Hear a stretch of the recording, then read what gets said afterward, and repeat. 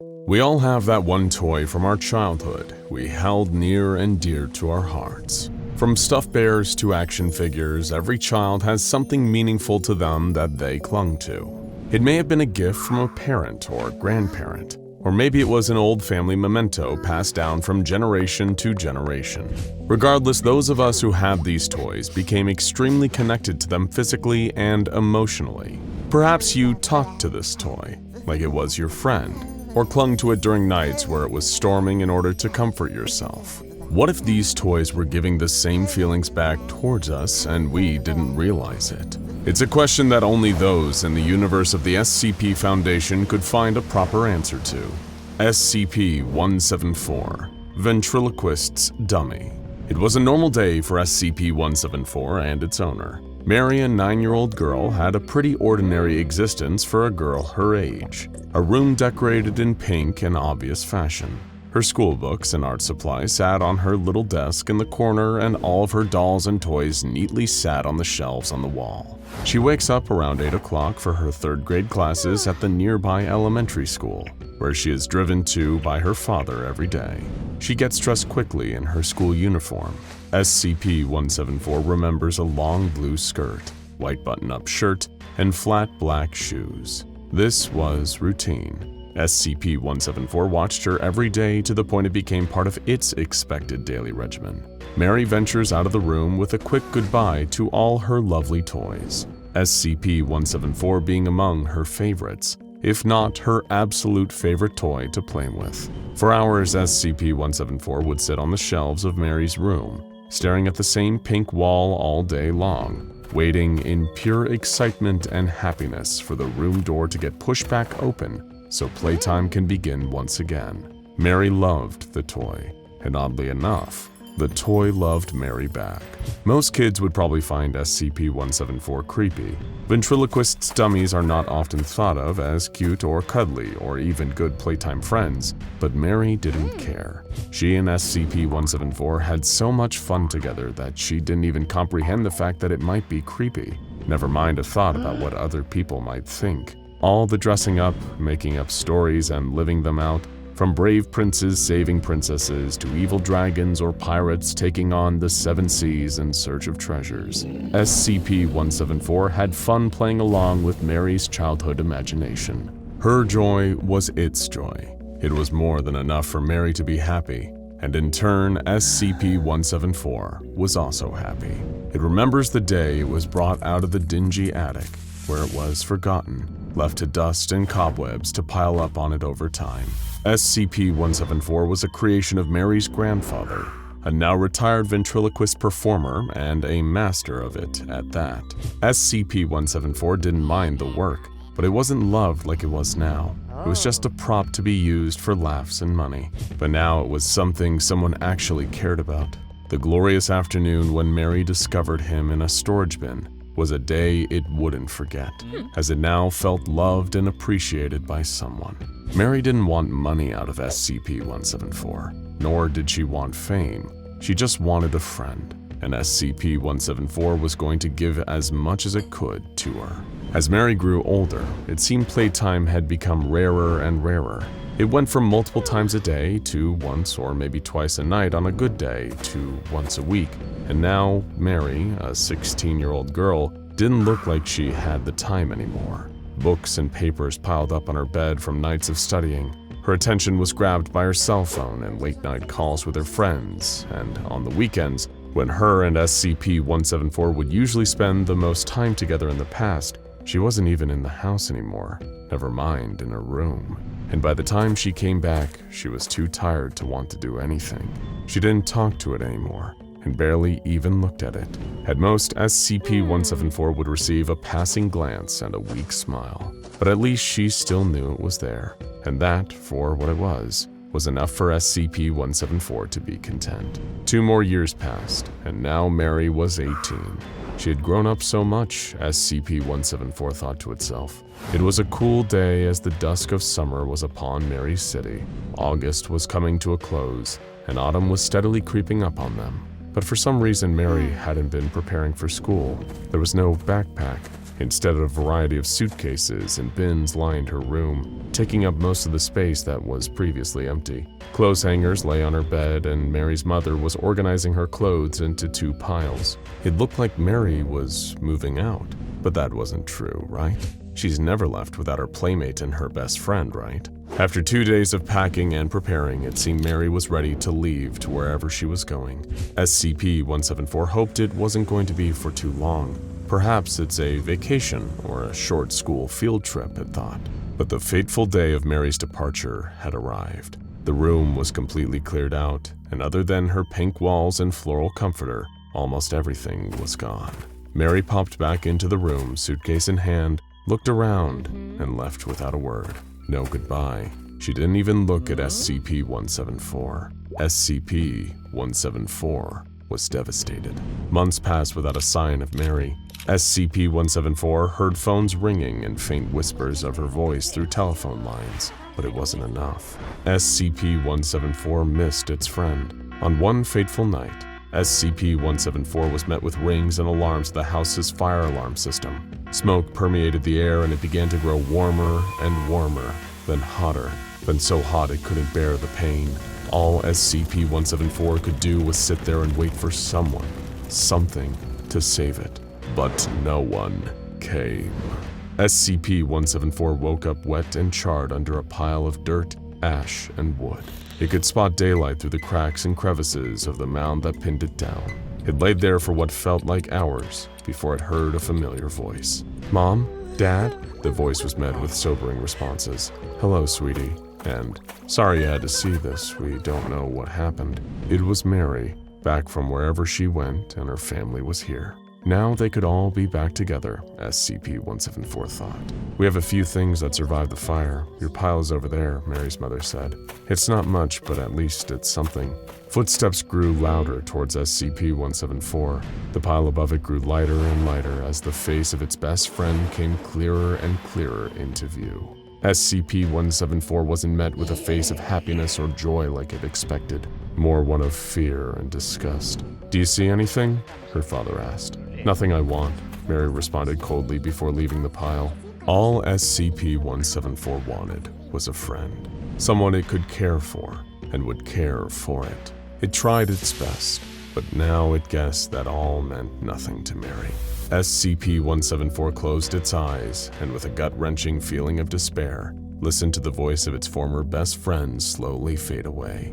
It was a few days, months, years, or even decades before SCP-174 reawoke. It wasn't with a new loving family or in the room of a child who might play with it again. No, this was not where it was. It was in a cold locker, with its only light being from the slits of the locked door that kept it contained. Sadness was all that SCP-174 could feel, and it's all anyone around SCP-174 could feel. Its sadness was so powerful, it was influencing those around it to pity it. Maybe then they'd play with it. But there is no playing in what SCP-174 would learn to be the SCP Foundation. The SCP Foundation conducted its standard amount of research on the anomaly. They asked the same questions they always did. What object class do we give this anomaly? Initially, they gave it safe. It would stay in a box and they didn't have to watch it.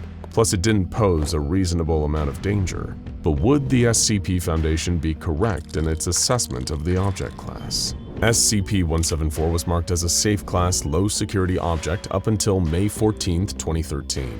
This was a special day for SCP-174. Well, not exactly for 174, but for Mary. It was Mary's 19th birthday, but SCP-174 was not there to wish her that. Its sadness grew and grew. Maybe if it was there for her, she would love it again. Maybe if it was there on this day, they could play again just once. Just one more time, they could be friends again. And SCP-174 could be happy again. With all its strength, SCP-174 moved itself for the first time. A doctor later discovered SCP-174 sitting on the floor next to its containment unit, looking directly at the main entrance door. The doctor hastily placed SCP-174 back into its storage locker, and later the Foundation would install surveillance cameras. SCP-174 watched the entire process through the slits in its storage locker. Even more discouraging, the Foundation also implanted SCP-174 with a tracking device. All hope was lost for SCP-174 to see Mary again, but it couldn't forget her no matter how hard it tried. It grew sadder and sadder. To understand SCP-174 better, we need to take a look at the SCP Foundation's file on SCP-174.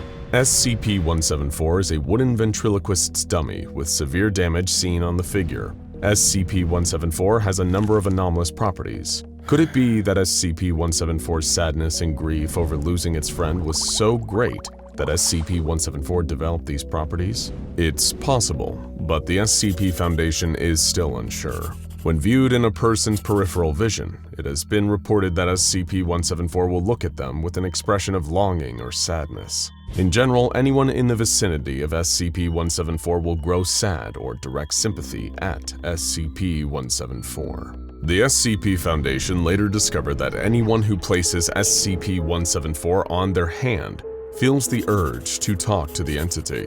Those who have put SCP-174 on their hand will report to researchers that all SCP-174 wants is a friend that it could talk to.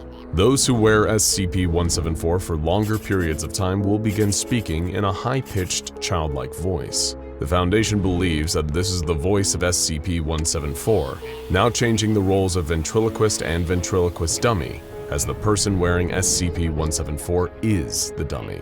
The subject will begin to converse with itself through their own voice and SCP-174. In all cases, 174 will tell its wearer that it was abandoned and left to the trash by Mary. It would tell them how much it missed Mary, how sad it was, and how angry it was getting. SCP-174 learned quickly how easy it could trick these people into feeling bad for it. It went from telling the truth about what happened to it to changing its story over and over again, to the point that the SCP Foundation has no idea what the true story is, and they have no idea about Mary. Stories of being left at a playground to being thrown out or left on a stage by a performer began to become commonplace. Anything SCP-174 could think of, it would use to manipulate the person wearing it. SCP-174 knows the truth, however, but maybe it's easier for it to lie and forget the trauma it experienced. Is it possible that SCP-174 is becoming corrupted in a way? It was also learned that SCP-174's fake stories about its past will have a direct connection to the subject that is wearing it. So if you remember a time you might have been bullied as a child, or lost a toy, or anything that might have been something negative, SCP-174 will use that for its own sympathy. The loss of its first owner has completely changed SCP-174's outlook on life, and now it wants to make a friend by any means necessary, even manipulation. Through anomalous means, SCP-174 developed a series of telepathic abilities to further its manipulation for sympathy. A D-Class was ordered to wear 174. The doll's burned and battered appearance left the D-Class hesitant. "Doc, you sure I have to wear this creepy thing?"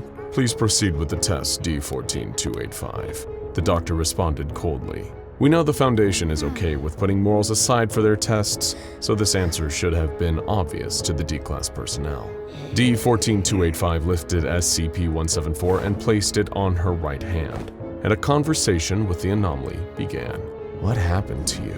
D-14285 asked quietly. "There was a fire," D-14285 said in a high-pitched voice, mimicking SCP-174. "I was at home with the performer that used to own me. The D-Class said, almost on the verge of tears. "There were burglars. They broke into our house, my house, and began to steal anything valuable they saw." Back in her normal voice, D-14285 responded, That happened to my family." "I'm so sorry to hear that. You don't deserve that," she said in her high-pitched voice. "The burglars, they were stealing everything. Gold and jewelry, money, pictures, even pieces of art my owner painted. All the memories he made were being stolen." "My father was an artist," D-14285 said in her normal voice. "They set fire to everything to cover their tracks. All of us were burned. but I was the only one who lived. The performer who owned me died trying to rescue me. The D-Class says in the voice of SCP-174. He was trying to save me, but the flames, they consumed him. Now I have no friends anymore. Will you be my friend? D-14285 breaks down into tears and returns to her normal voice. I'm sorry, she says through sobs. I'm so sorry. I'll be your friend. The observing researcher begins to yell. Cancel the test immediately! There's clearly something more going on here! Guards enter the testing chamber upon the researcher's orders and begin to restrain D-14285 and remove the manipulative anomaly from her arm. The D-Class begins to scream and cry. No! They took him from me, my baby! She begins to fight against the restraining security guards but is dragged out, kicking and screaming while calling for SCP-174, who lays motionless in the corner of the testing chamber. It was found that B-Class amnestics were effective in quelling the lingering effects of SCP-174. However, if left untreated, those affected by SCP-174's influence and manipulation are similar in behavior to those of mothers separated from their children. Sadly, the test that led to the discovery of amnestics being useful in stopping SCP-174's manipulative effects were found after D-14285's test, as she was terminated due to her not being able to be consoled and her cries constantly being disruptive. Before her termination, the Foundation found a number of abnormalities in her behavior. D-14285 would only ever talk about SCP-174. Regardless of topic of conversation or questions asked to her, she would only respond with the same frantic line of questions or statements. Is the doll okay? Can I see him?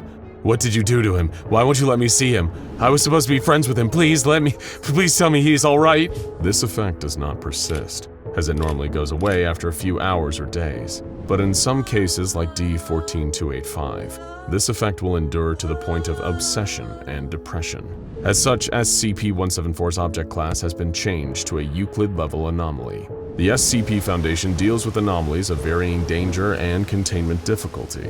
We are familiar with ones that look dangerous and act even more dangerous, from SCP-096 the Shy Guy, to the employees of SCP-3008 the Infinite IKEA, or even SCP-049 the Plague Doctor and its Touch of Death. But what might be even more dangerous is when the SCP Foundation discovers an anomaly that does not look dangerous in the slightest. Perhaps that's why they initially placed an extremely manipulative and dangerous anomaly into safe class storage. The SCP Foundation is known for its cold tactics and cruel experiments. But in the case of SCP-174, it was extremely important to test the anomaly in order to know how dangerous it really was. SCP-174 is the story of a toy that was held near and dear during childhood, similar to the ones we can all potentially have. The playtimes and childhood innocence carried those bonds deeper than we may think. In the case of SCP-174, it was used during this period, then pushed aside once its former friend Mary grew up and had to focus on her life outside of the world of imagination.